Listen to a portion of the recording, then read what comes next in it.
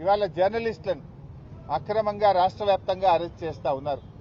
రాష్ట్ర వ్యాప్తంగా అరెస్ట్ చేసిన జర్నలిస్టులను వెంటనే విడుదల చేయాలని చెప్పి బీఆర్ఎస్ పార్టీ డిమాండ్ చేస్తా ఉంది. ఈ జర్నలిస్టుల అక్రమ అరెస్ట్ ను బీఆర్ఎస్ పార్టీ తీవ్రంగా ఖండిస్తా ఉంది. నువ్వేం చెప్పినావు రేవంత్ రెడ్డి?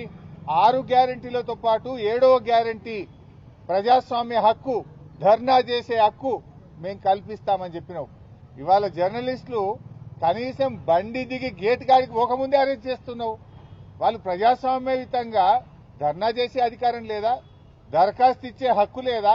మరి నువ్వు ఆ రోజు నీ మేనిఫెస్టోలో మొదటి పేరాలోనే చెప్పినావు, ప్రశ్నించే హక్కు, ప్రజాస్వామ్య హక్కు 7వ గ్యారంటీగా ఇస్తున్నా అని చెప్పినావు.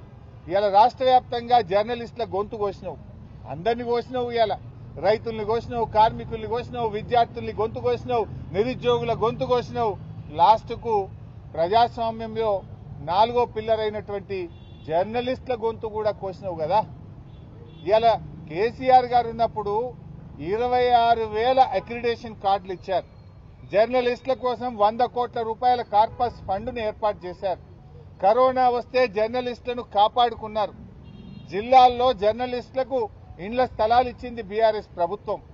రేవంత్ రెడ్డి వచ్చిన తర్వాత ఆ రోజేమో గొప్ప గొప్పగా చెప్పిండు, గవర్నమెంట్లకు వస్తే చాలు, ఓడదాటేదాకా ఓడమల్లప్ప, ఓడదాటినాక బోడమల్లప్ప. ఆనాడు ఏం చెప్పిండు? మేము అధికారంలోకి వస్తే జర్నలిస్టులకు ఇండ్లు కట్టిస్తాం, ఇండ్ల స్థలాలు ఇస్తాం, యూట్యూబ్ వాళ్ళకి ఇస్తాం, సోషల్ మీడియాకి ఇస్తాం, ఇంకా అక్రిడేషన్ కార్డులు పెంచుతా అన్నాడు. ఇవాళ ఏం చేసిండు? 26,000 మందికి కేసీఆర్ గారు అక్రిడేషన్ కార్డులు ఇస్తే 10,000కు తగ్గించారు. డెస్కుల్లో పనిచేసే వాళ్ళకి అక్రిడేషన్ కార్డే లేదంటున్నాడు. సోషల్ మీడియా వాళ్ళని పట్టుకొని వీళ్ళంతా టెర్రరిస్టులు, సోషల్ మీడియా యాక్టివిస్టులను కట్టడి చేయండి అంటున్నాడు. వాళ్ళ మీద కేసులు పెట్టి జైళ్లలో వేస్తున్నాడు. సోషల్ మీడియా యాక్టివిస్టులను అవమానపరిచే విధంగా రేవంత్ రెడ్డి మాట్లాడుతూ ఉన్నాడు. ఉగ్రవాదులతో పోలుస్తా ఉన్నాడు. ఇంత దుర్మార్గమా?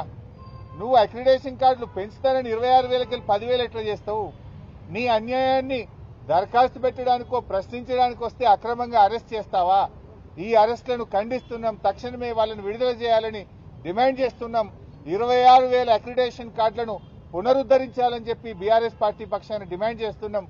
జర్నలిస్టుల పోరాటానికి బీఆర్ఎస్ పార్టీ సంపూర్ణమైన మద్దతును ప్రకటిస్తుంది.